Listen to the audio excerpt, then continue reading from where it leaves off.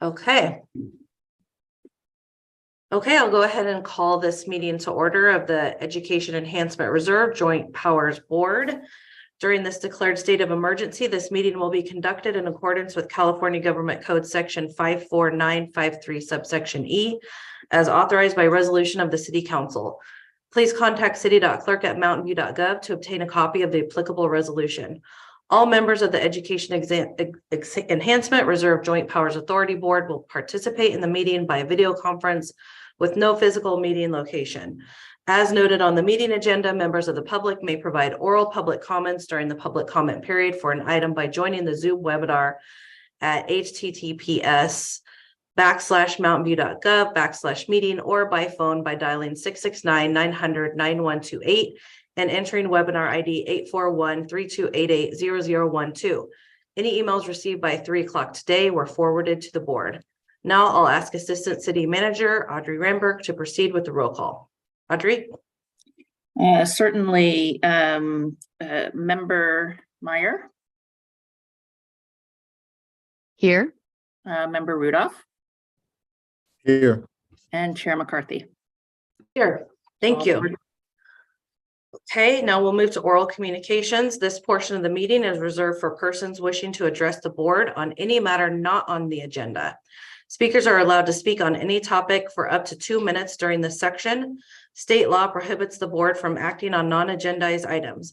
Would any member of the public on the line like to provide comment on an item that is not on the agenda? If so, please click the raise hand button in Zoom or press *9 on your phone. Staff will display the timer on the screen if there are any public comments. I do not see any public comments, so we'll go ahead and move to approval of the minutes.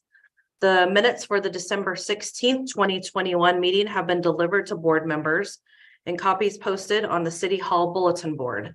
If there are no corrections or additions, a motion is in order to approve these minutes. Is there a motion? I move to approve the minutes. Thank you. Is there a second? Dr. Meyer? Second. Okay. All in favor? Aye. Okay. Minutes adopted. Thank you. All right, so we'll move to new business. The first item on the agenda is item 5.1, which is the current status of school district activities funded by the Education Enhancement Reserve.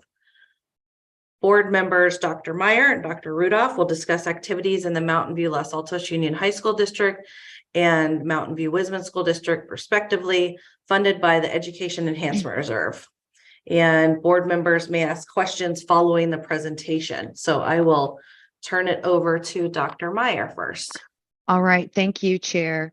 The MVLA High School District receives $3.204545 million in revenue from this particular reserve, and the uses are as follows.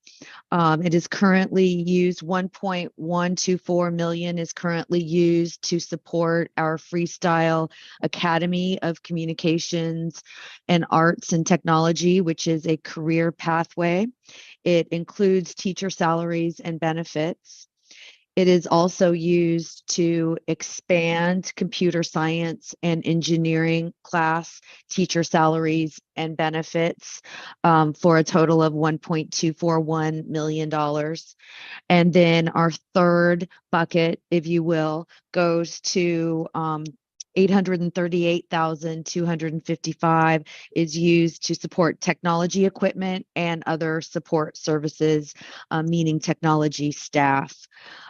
We have this as an attachment within the packet with the details included, and also have our Associate Superintendent of Business, Mike Matheson, also as staff on hand if there are any further questions.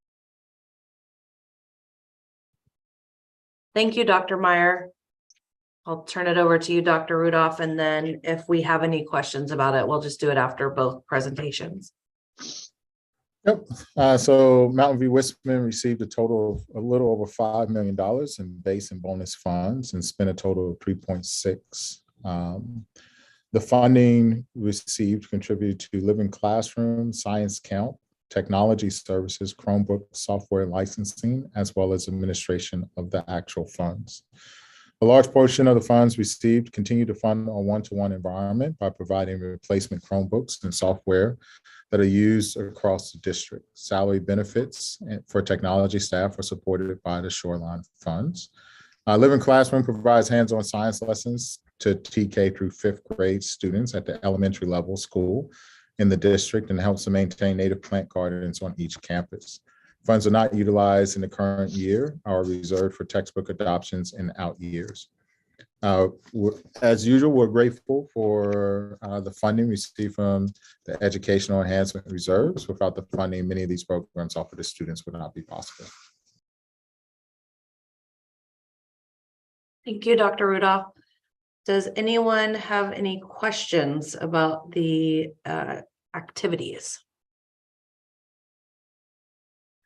I just had one question for Dr. Rudolph. So there's about $1.5 million not spent. Are you just carrying those funds over, or what's going to be the use of those funds? I can jump in if it's helpful. Sure. So we've historically used we reserve a portion of them for our textbook adoptions. So we have math, which is coming up, that will be adopted. So we have to save several years because our textbook adoptions are $2 to $3 million each. Okay, thanks for that clarification, Dr. Westover. Are there any other questions? Okay, seeing none, we'll now move to public comment on this item. So members of the public may now comment on this item. So if anyone would like to comment, please raise your hand or press *9. Okay, I do not see any questions or public comment, so I'll go ahead and move to item 5.2.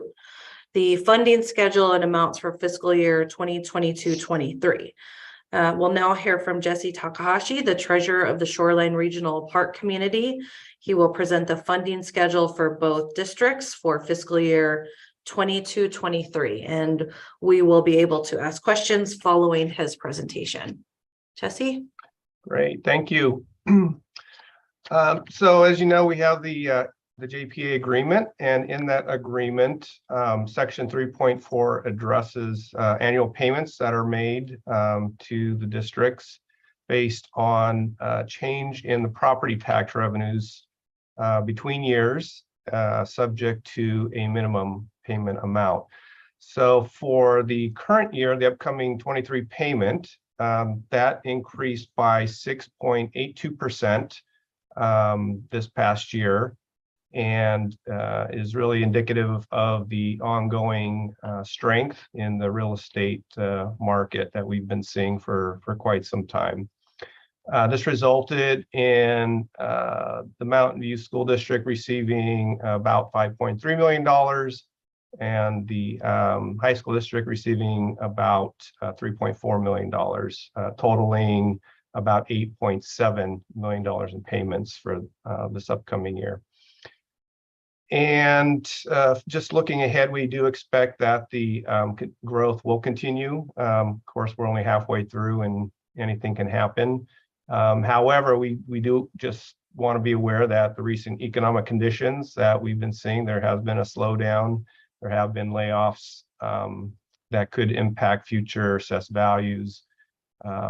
Principally, that comes through the appeals process, but historically that takes time to resolve, so that could be spread out over several years.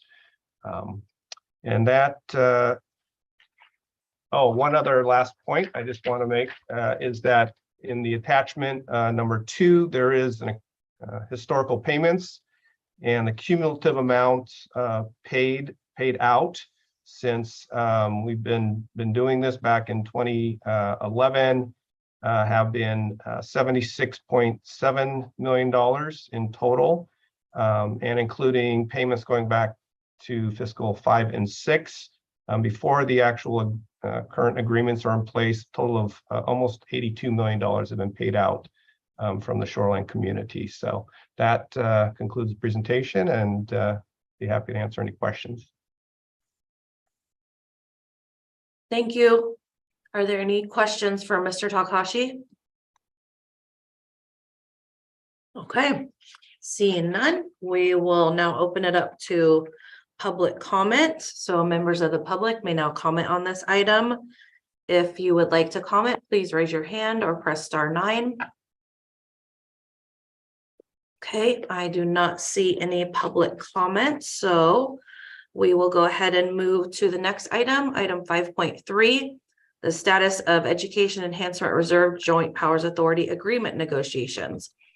Audrey Seymour Ramberg, Assistant City Manager, will present a memorandum and a presentation regarding the negotiation status.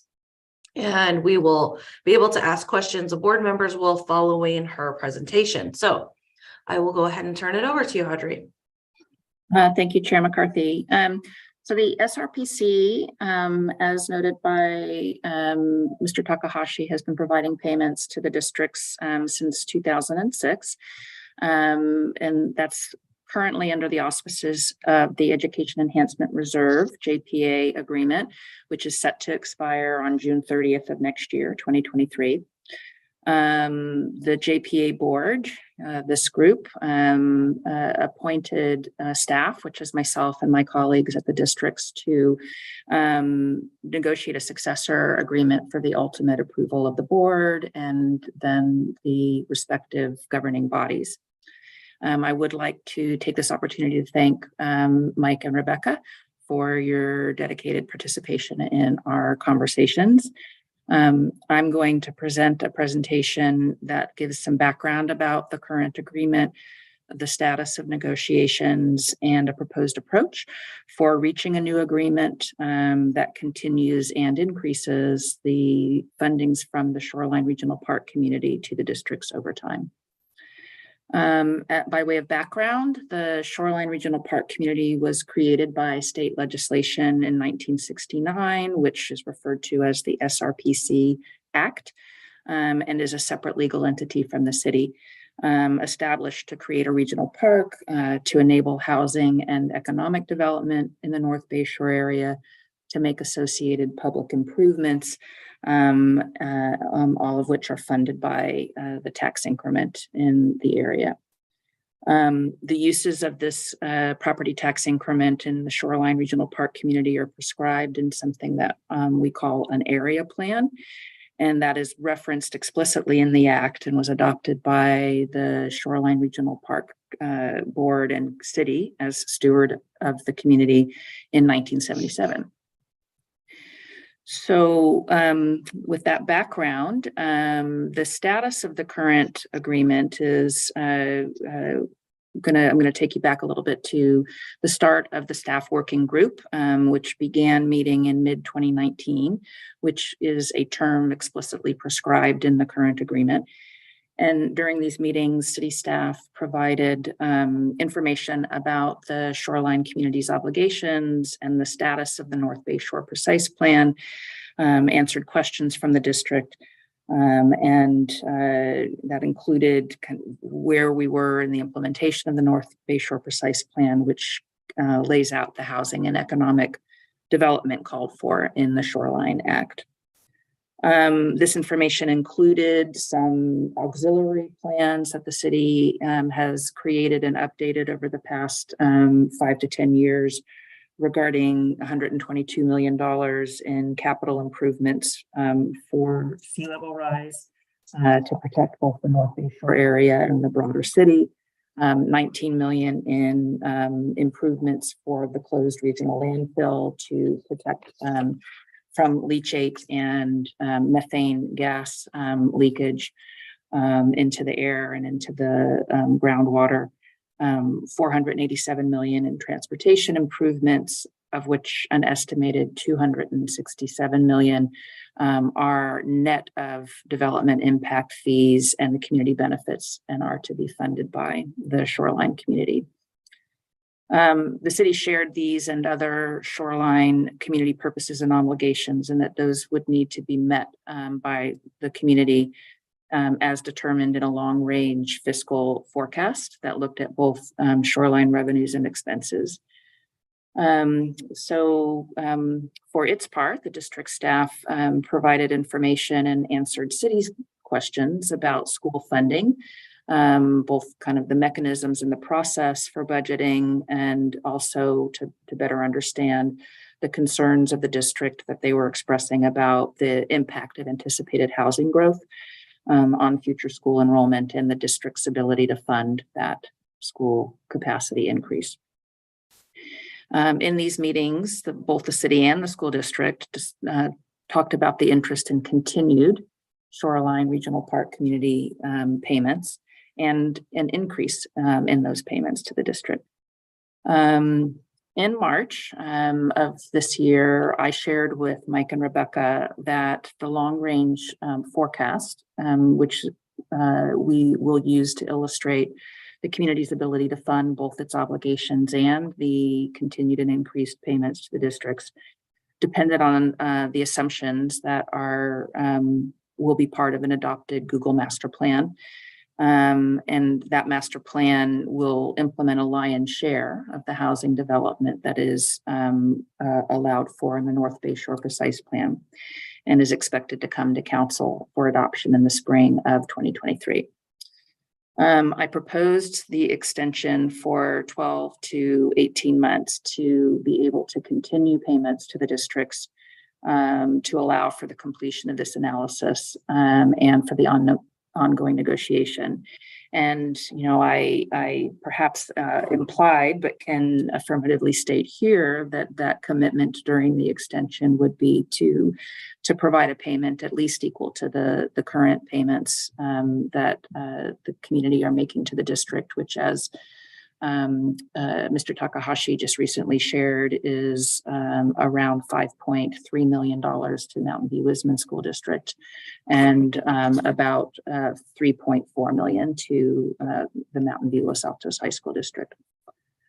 And then over the 8 months since that, I raised that proposal of an extension. We've had some numerous conversations at the staff level, considering that proposal and expressing a range of thoughts about the possibility of the extension. And then most recently, Rebecca and Mike and I, along with Jesse, met yesterday to talk about a proposed approach that the city also outlined in the memo that's part of your packet for today, for a long-term transition of increased payments to the school district, and ultimately following the completion of the development phase of the Shoreline community, the lion's share of increased assessed value and the property tax from that assessed value flowing through to all the taxing entities. As mentioned, the use of tax increment in the Shoreline community must be consistent with the purposes and powers of the Shoreline Act and the Shoreline Area Plan. And our legal analysis has determined that to enable expanded payments to the school districts for school capacity will require that the Shoreline Area Plan be updated. And so that's what staff proposes to do, to undertake that process to update the area plan to reflect the importance of schools to the Shoreline community and to address the impact of residential growth in the North Bay Shore area on the need for school capacity.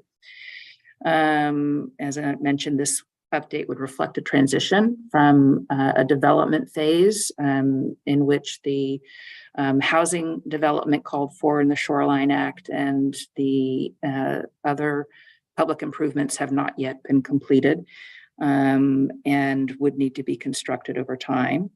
During that time frame also, the assessed value from the increased residential growth is expected to increase significantly. And all of that would take place over a roughly 20-year time frame, which is the time that it would be needed to get to a more steady state for the Shoreline community, at which point the scope of its obligations would be significantly reduced to focus on regional benefits that would continue and would exceed the scope of city general fund obligations and capacity. So at this time, the remainder of the vast majority, or at that time, that remainder and vast majority of the Shoreline Regional Park Community tax increment would be paid to the districts and the other taxing entities. We continue to believe at the city staff level that a 12 to 18-month extension is needed to have the time necessary to complete the legal and fiscal analysis that will inform the negotiations to have the city conduct the work to update the shoreline area plan to enable a broader use of the tax increment for school capacity, and to engage in an interest-based discussion across the three entities, resulting in a proposed successor agreement that meets the needs of all three agencies and can be adopted by your board and our respected city council and boards of trustees. So that concludes my presentation of update, and I'll turn it back to the board for comments and questions. Thank you very much, Audrey. So I will open it up to questions. Dr. Rudolph? Quick question. So in 2005, the county and the city, or the Shoreline Regional Park, reached an agreement that in 2010, 2011, that the county would receive full funding. So I'm curious as to whether or not the act was amended to reflect the county's agreement for it to receive its full 20% share from the tax increment. And also, why is the county considered different than the school districts? Thank you for that question. The agreement with the school district, or with the county rather, related to a complex set of transactions with regard to some legal obligations of the county, and I wasn't privy to that negotiation, and I don't have the terms of those agreements fluidly enough to respond to how that has a distinct purpose, but it is established as an obligation through that agreement in a similar way to that the EERJPA is established as a legal obligation between the shoreline community and the districts in the county. Right, but the county does receive its full share of tax increment according to. I've received analysis from Mr. Takahashi. I don't want to put you on the spot, Jesse, that does a comparison to what the district or what the county would receive if it were having its full tax rate allocation and what it receives through the agreement with the community. And I do not believe that it is the full tax allocation. Okay, so my second question is that the guarantee base is $2.8 million. The PAIR project is supposed to, it's almost finished, which is 635 units. Our projections have it, which is very conservative, that eventually it will produce 120 students.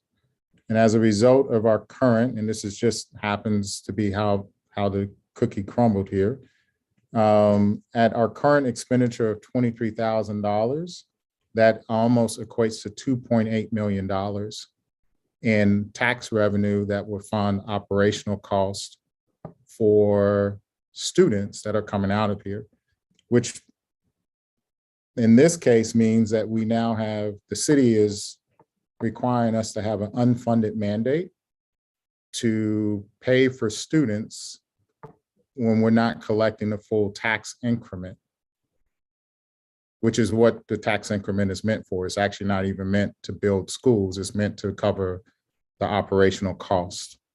So is that, or will any of that be taken into account as we move forward? Because technically once these students start showing up, we need an additional $2.8 million, which otherwise what we're saying as a collective entity is that the taxpayers are subsidizing the cost of educating kids in an area where the tax revenue, both commercial and residential, isn't paying for it. And our numbers suggest that once the build out occurs, that our expenditures of $23,000 per year will drop to less than $15,000 per student per year, which could put us into a LCFF district as opposed to what we call a basic aid district or community funded district that relies solely on its tax revenue. Thank you for sharing that information. I appreciated that. Dr. Westover also shared some of that information and asked a related question when we met yesterday.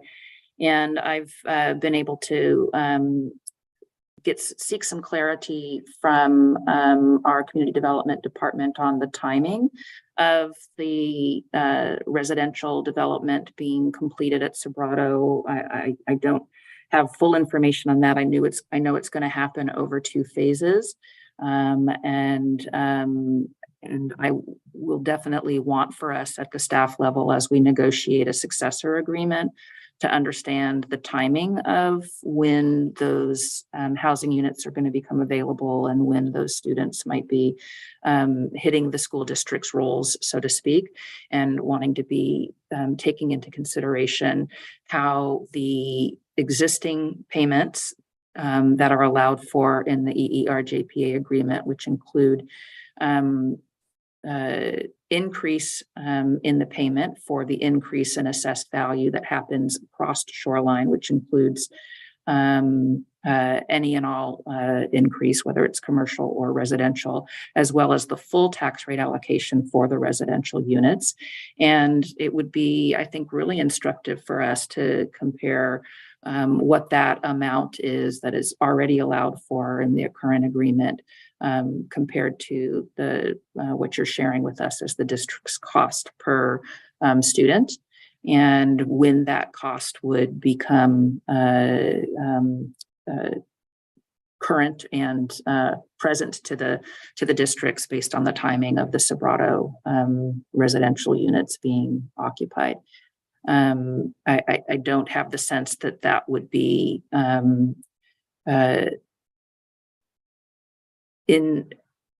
the next payment that would be due to the district, whether those residential units and those new students would be bringing those costs to the district before the. Okay, one last question and comment, then I'll stop here. So I've spoken with a couple other people at times, and so if an agreement isn't reached, then that means that all payments would stop. Is that correct? That's correct. I mean, it's certainly not our intention. Our intention is to have some form of an agreement in place by June. So and this is just my commentary, and then I'll relinquish the floor here. I'm only authorized to give up to 6 months extension. I am concerned that, we started, and I understand everything that occurred when we started in 2019 negotiating. But our budget cycle actually starts in February, which means that we need to go ahead and start presenting a $2.8 million budget cut because we don't have a successor agreement. And that is a reflection of this taking place.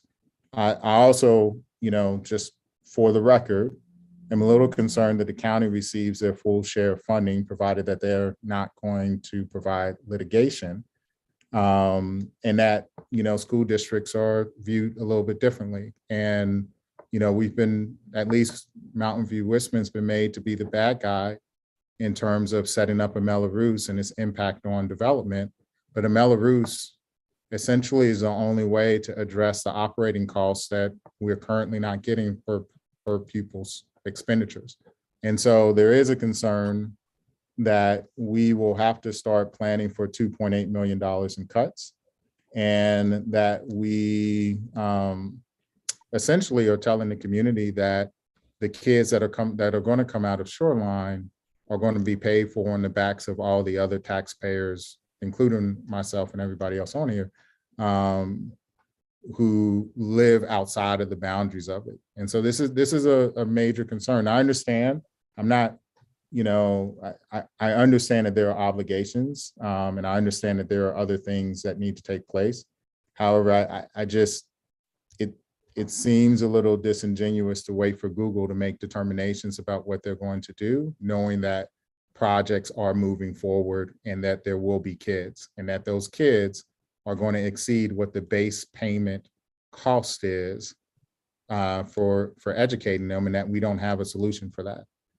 So I just want to put out where at least Mountain View Wisman stands in terms of the 6 months, and just, I don't want to surprise anybody when we start our budget conversations that if there is no agreement before we adopt our budget, Mountain View Wisman will undergo $2.8 million in cuts in order to address the shortfall of funding. Thank you for those points. I do just want to make sure that I've been clear that the city has no intention of not continuing payments to the districts, and we've put on the table that the districts would continue to receive at least their current payment, which is 5.3 million. And so I really would be hoping to be able to work collaboratively with your staff to avoid you being, feeling like you were in a position to have to make those cuts. That doesn't seem like that's necessary. I also was able to get a little bit of extra information regarding the timing, because I'm definitely hearing you that when new students arrive, and if there isn't a way for the districts to secure additional revenue for additional students, that has an impact to the district as a whole. That we want to make sure that we're not only paying attention to the city's need for additional time to have the information to do a substantial change, to make a substantial change in the amount and the use of the funds made available, but we also want to make sure that the districts are not disadvantaged in that meantime, and the Sobrato development isn't a portion of that only, and it would be available for occupation in 2024. Mid-2024. So I don't feel like we are in danger of getting to the point of significant impact on the district before we can get to a new successor agreement that would be substantially better equipped to meet the interests of the district.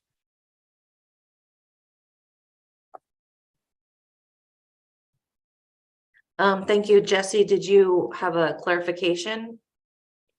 Yes, I just wanted to go back to the point Dr. Rudolph was asking, or the question about the county's share and how much they're getting. So they are not receiving their full allocation. It is really closer to about 48% of what they would otherwise be getting.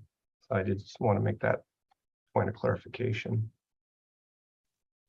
Is it possible that you can send that over? Just I'm reading a copy of the county agreement that was signed in 2005. So it ramped up over a 7-year period and starting in fiscal year to 2010, 11, and for all future years, the county receives full funding equal to 20% of the total shoreline tax revenues, the same amount. If you can send that agreement so that we can look at it, that would be great. Sure, we can provide sort of the backup for where we're getting our information. Okay. Thank you, Jesse. Dr. Meyer. Yes, thank you. Thank you, Jesse, because that was one of the points that I had a question and had some curiosity about. And thank you, Dr. Rudolph, for going back to that 2005 contract and looking at that, because that is definitely pertinent information to this discussion. My staff and Mike, you've done a great job of sharing, but I did also just want to share that we do not have any formal authority as a district regarding a timeline, but there definitely is that same concern that any extension as it goes out could mean a shift in leadership and all sorts of different variables. So our interest is also to have that done as soon as possible. Secondly, I very much appreciate this write-up, Audrey, and I had a quick question about the phased transition. I'm very interested in that component, and correct me if I'm wrong, but previously, was there a discussion about that phased transition being 20 years, and perhaps now we're looking at a different phase, or is that phase transition, or do you have any idea about what that phase transition might look like? Thank you for your question. The current status of the shoreline community is that it has not yet accomplished the housing objectives established in both the Act and the area plan. And it has significant infrastructure and public improvements. And we anticipate that that's a 20-year time horizon to move through that development phase and those public improvements. During that phase, we believe that there's going to be sufficient assessed value growth to cover those public improvement needs and to be able to make payments to the districts that exceed in a significant way what is currently paid to the districts, in a way that we believe will help with school capacity. And then once that time horizon of approximately 20 years is completed, what we would see is a few of the regional things like the park and the landfill that would need to continue to be funded by the community, but that would be a much smaller scope, a much less expensive set of obligations, and that the remaining funding at that point would flow through to all of the taxing entities, including the districts. All right, thank you. Thank you. Are there any further questions? Just one more, Audrey. Is there a rationale why 20 years? That's the time horizon of the North Bay Shore Precise Plan and the Google Master Plan, which is the largest of the developments that will achieve the housing objectives of the North Bay Shore Precise Plan and the Shoreline Act. And that's phased over that period of time, both the housing and the commercial development, which generate the assessed value. And can I ask how many times we would possibly be renegotiating the enhancement reserve JPA within that 20 years? Is it every 5 years? That is a term to be negotiated, and depend on the interests of the three entities. It might be an interest to have it be a longer term, so that there is more certainty for your funding needs and less kind of time and effort around the negotiation process. And so we would, I've had questions, and we've talked at the staff level about what the different phases might be, and that's part of why having a 20-year forecast that tries to peg itself to the timing of the developments and the revenue that would be generated, and also the timing of the improvements and the costs that would be deducted out, so that we would have a sense of how to modulate the payment to the districts within that context. Thank you. Great. Any further questions? Okay, I'll now turn it over to public comment before we go into any discussion. So members of the public may now comment on the item. I see one hand. Laura Blakely, you'll have 3 minutes. And Audrey, I think you were going to show the timer. I'll just chime in. Okay. Thank you. As one of the original Shoreline 6 who advocated to have material SRPC funds shared back with the schools over 13 years ago, I found it very rewarding to see the millions of dollars get redirected back to the schools and to see how our schools have benefited. The 2010 deal was intended as an interim deal to give the city time to evaluate how much of the Shoreline funds it needed to carry out its obligations. Those studies showed that sea level rise is inherently and continues to be a regional problem requiring regional solutions and potentially state or federal funding. Mountain View alone can never solve the problem of sea level rise. And developer fees should cover transportation and infrastructure improvements, as they should now. Armed with information from those studies from the 2010 time, the parties negotiated the current 10-year deal that expires in June. The city now expects to finalize a new North Bayshore development plan and negotiate a development agreement with Google before the fiscal year ends, and wants to delay successor JPA negotiations until after that happens. I urge you to do exactly the opposite and negotiate with the JPA parties first, and then press Google to foot the bill for more of the fancy infrastructure they'd like to see built, rather than diverting shoreline tax revenue funds that should be going to our schools. Google reported third quarter profits just for last quarter of $17.35 billion. Google can afford to contribute toward public improvements in infrastructure. What we did not know and would never have fathomed at the time the prior JPA deals were struck was that the projected student population of our schools, including students living in the new developments in North Bayshore, would increase by 50%. The tax dollars that the school districts should be receiving are fundamentally necessary, both to cover costs to educate 50% more students, as Dr. Rudolph suggested, and also to build new schools and add classrooms to our existing sites to serve these students. The districts desperately need all of the tax funds that they should be receiving. They need these funds now to start saving and building a reserve for needed improvements, not in 18 months after yet another election cycle and a whole new cast of elected officials. My understanding was that the county has been receiving its full share of tax revenues for the past 17 years. It is high time coming fiscal year for the SRPC to allocate to the school districts their full, roughly 40% share of shoreline tax revenues that are so necessary to enable the school districts to serve the students who will live in the new developments. Please do the right thing and ask Google to contribute its share and let the schools have the money they deserve. Thank you. Thank you very much. The next public comment, Pat Showalter. Yes, I would just like to say that as a member of the city council, a personal member of the city council, I can say that the city is committed to negotiate in good faith with both school districts. We are committed to coming up with a solution that meets the needs of our infrastructure and the school districts. It's a joint problem. Sea level rise is a real problem for all of us. You can look at it as a regional problem, but because if you want to, but because we're a shoreline city, it's very much a local problem.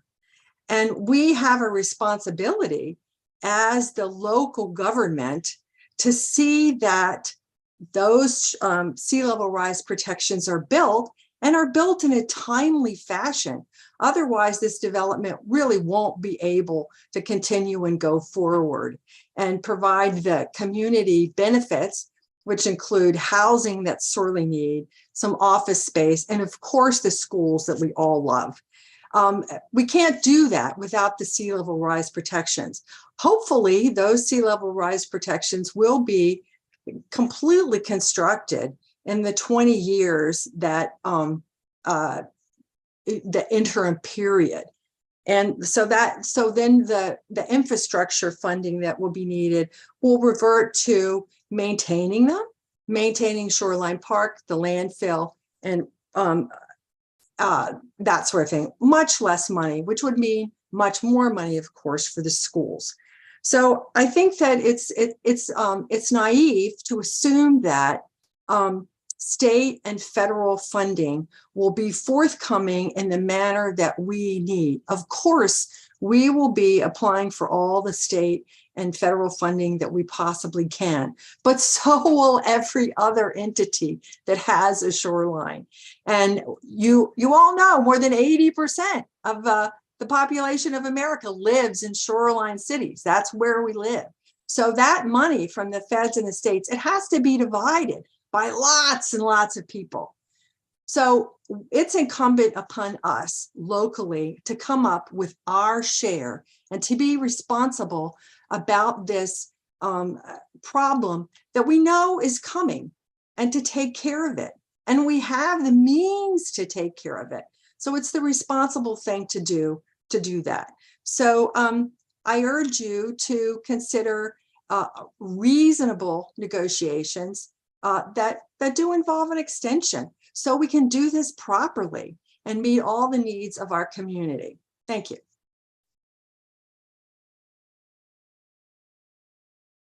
Thank you, council member. Are there any other members of the public wanting to speak? Okay, seeing none, I'll bring this back to the board for any further discussions on this item. Is there any further discussion? Okay, None. I would just, no, okay, I'll just reiterate what our assistant city manager said, and really that it is the city's interest to pay the school districts not only the amount, to have the certainty, the amount that you had received this past year, but of course, any of those increases that may come about as part of the property value. As Mr. Takahashi said, things are still up in the air just in terms of the economy, but it does look at least promising right now. So I hope that you all wouldn't be considering any reductions because of that, because we are certainly putting that on the table to make sure that you are kept whole with the amounts that you had, and will at least get us through these next negotiations. And I also would just say that we think that this phase approach is a way that continues to meet not only the needs of the shoreline community, which, you know, we've all talked about many, many times, all the obligations that the city has to not only the shoreline community, but to the Mountain View community and the region that enjoys everything that's out at shoreline, not to mention the former landfill, and of course sea level rises, as we've discussed. So we do believe that this phase approach is a thoughtful and careful way to achieve what both the school districts and the city need. And it's essentially telling you all that we do intend to put forth the full amount that you all got last year, and give us a little bit more time to finish the legal and the fiscal analysis, so that when we have the conversation again, it can be more informed and we can have better information. We'll certainly provide any information about the county's share, but they are not receiving that full amount either. So this again would also be part of this phasing. So I don't know if you all want to dive into that further now, but we certainly want to continue discussing this and just make it really clear that it is the city's intention to be very collaborative and to recognize the importance of schools. It's also why we intend on revising the act, as Audrey stated, so that schools are included and are recognized, because they weren't when this was originally contemplated all those decades ago. So I just wanted to kind of reiterate that and make sure that I am just supporting what you all have already heard.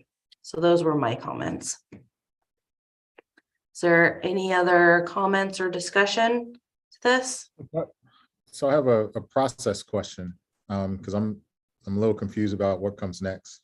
So agreement ends in 2023. We normally meet once a year. Mhm. And whatever agreement would take place means that it would have to, I'm assuming, even though city council approves how the funding goes, would have to be approved by each governing body. So I guess I'm unclear about what comes next, because if the agreement ends in 2023 and we don't have a meeting until November, that means that essentially it comes to an end. We can certainly schedule board meetings at any interval as needed to approve successor agreements or terms in order to continue the current payment. Right. I guess I'm trying to figure out, like, what's the cadence, what's the process, or are we meeting again? Say here's how and frequent the negotiations are going to go.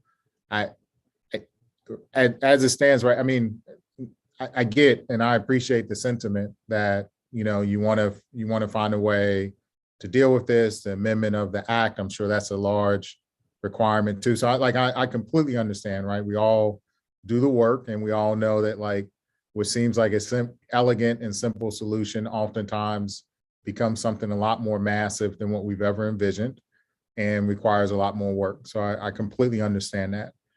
I guess what I don't understand is how we're going, regardless of what Nellie's authorized and what I'm authorized to do, at the end of the day, we have 7 months to come up with some solution, right? And I don't know, like, how frequently our negotiations going to pick up at a faster pace. Is it the goal is before June? Because that's essentially what we'd have to do. We have to come back. So, and you're waiting to do a fiscal analysis and everything else, and you're waiting for Google. It just seems like we're unfortunately up against a time crunch, unless we just say, like, oh, which I can't do, but if I was to say, oh, well, we'll just go with the 12 to 18 months.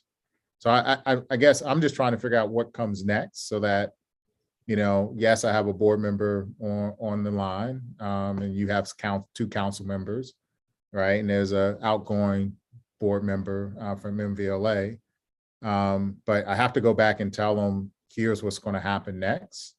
And I don't know if I have a clear picture of that, which, doesn't do y'all any service. And it's not like anything against you, right? It just simply says, like, we want to do this. We just don't know how it's all going to look. So I'm trying to figure out what the process is, I guess, is what I'm trying to say.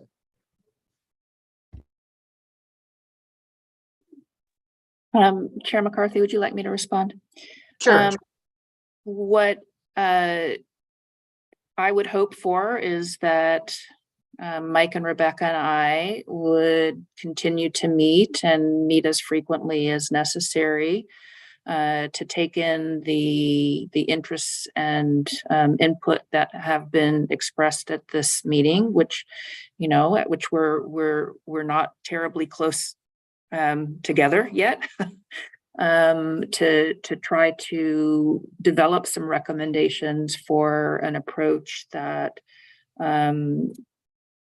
provides terms for either an extension that are acceptable to all 3 parties, a shorter term agreement followed by a longer term agreement, or a full extension that would be needed to get to the long-term agreement, right? What I'm hearing is that we all kind of want a new agreement that's talking about the things that we think really matter, which is how to support school capacity in the shoreline community to recognize the impacts of the increased residential development there.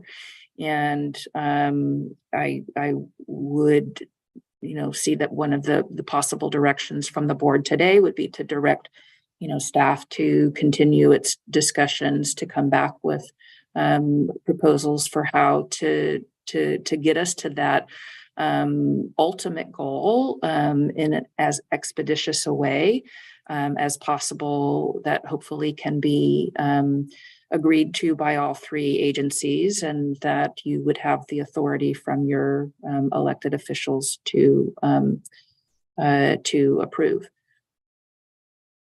And then we would schedule a follow-up board meeting with those recommendations at whatever time that we were prepared to present them, and with certainly something that would make it so that there wouldn't be a gap in payments following the June expiration of the current agreement. Right, so I think for the schools, we present our formal budget May, is that correct? To the boards. Yes. So we would need it, I mean, for us, if we're looking for a trigger, right, we either have to plan for $2.8 million in cuts, or we have to have something by the time we present our final budget in May. We would need to have an agreement that sort of guarantees, and I hear what you're saying, right? Like that it's the intent, but I also got to look at, like, if there's no agreement, then there isn't a payment. There's no knock on any of y'all. But we would need that. I'm just backwards mapping, which is what, how we sort of think.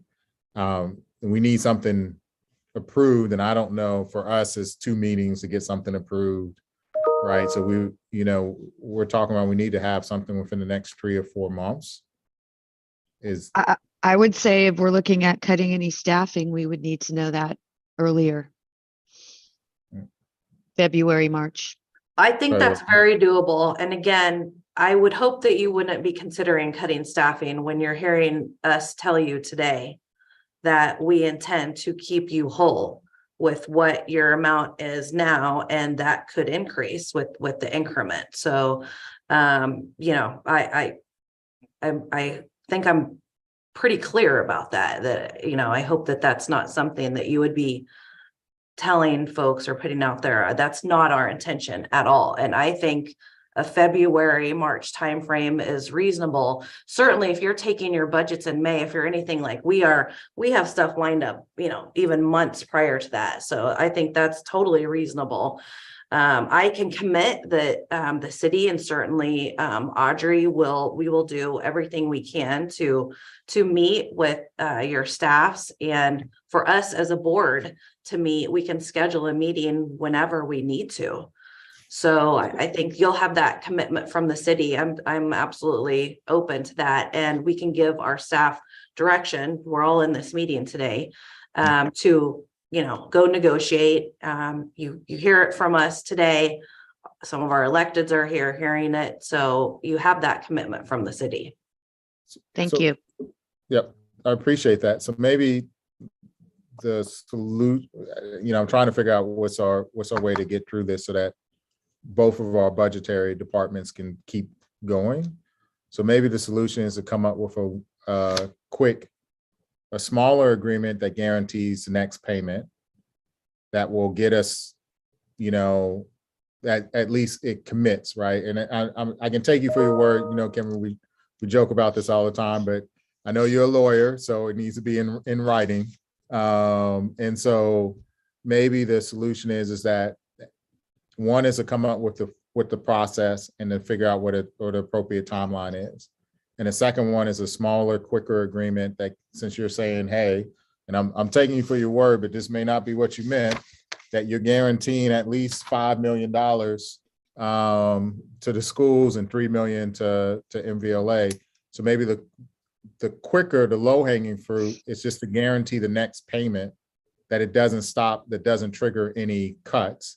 So we can take that into factor with our budget. And then between now and, before all of us walk away during the summer, I think city council goes into the summer a little bit longer than MVLA and MVWSD, that we will come up with a formal process for negotiations that we can articulate to our board that takes into account, the 0, 6, 12, 18. I think we have 4 different options that are there. And so we sort of do both in parallel. If y'all are okay with that, I think that gets us through the forced budget cut part, which is really a big concern, knowing that we're about to enter budget season. And like you said, Kimbra, we start this, and we technically are about to start now for budget for next year. I'm sure Rebecca feels like she always does the budget all year long. So I don't know how Nellie or Kimbra, how y'all feel about that to get us as a bridge for the payment and then gives us time to set up a process. I think that would be helpful. I really do appreciate the idea of mapping it out for a timeline, because I too will have to share this with the board and with new board members that have not been a part of this discussion previously. Okay, and Audrey, I would just ask you, does that sound, because I know that you and Rebecca and Mike are the ones driving this. What are your thoughts on the mechanics of that? I was having some very similar thoughts to what Dr. Rudolph just shared, is that what everything that we're all talking about now is an agreement that follows through on the commitment that you just made, Chair McCarthy, around continuing at least the current payment, and that would be should be a pretty easy thing to execute. And then it takes what the city's putting on the table as an approach to a more substantive expansion of the agreement between the community and the districts, and that we could map that up in ways that provide a little bit more clarity about the process and the timing for that. Yeah, I think that makes great sense. Okay, great. And so then I think as part of that, it would be for the direction to just that as staff that you all continue to discuss that. It sounds like we're all three in agreement about that as well. So I would just have that be part of that. Okay, is there any other discussion on this? And just that our goal is to have this ironed out, have both of these ironed out before we hit the summer, is what it sounds like. We will have at least a commitment of what the longer term deal sort of looks like, and then the short term deal, which does just the base funding. And I just want to make sure I'm clear, so when I communicate to the board, I'm not misspeaking. I might need a clarification there. What you said around having by summer is the process. At one point, it was the process to reach the longer term deal, and at another point, it was what the actual longer term deal was. So, could you clarify what you're? Yeah. So look, it's really taking what you said here about a short term and a long term agreement.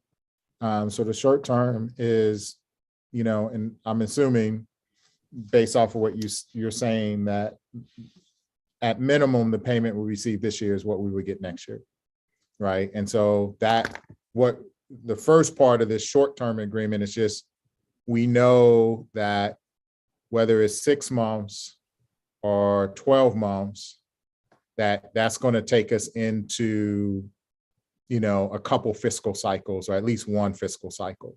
And so the short-term deal is to guarantee that as we negotiate, those payments don't stop, which keeps both districts from having to undergo cuts, which is, what Kimber's saying. The second point is that by the end of the year, we would have came to some type of agreement with an outline of what the process is that determines whether it's 6. I mean, at this point, I don't think it's possible that we're going to do 0, right? Like, I don't think that we can get a long-term agreement ironed out by the summer. I would love it if and I got a couple ideas if you want to just write these down, but something tells me you're not going to agree with every term. So what we were to do is by the summer, we would come up with an agreement of the extension, as well as sort of what are all the processes, not necessarily signaling an agreement, but signaling the agreement to get to the long-term agreement. Got it. Thank you. That's clear. Thank you. Okay.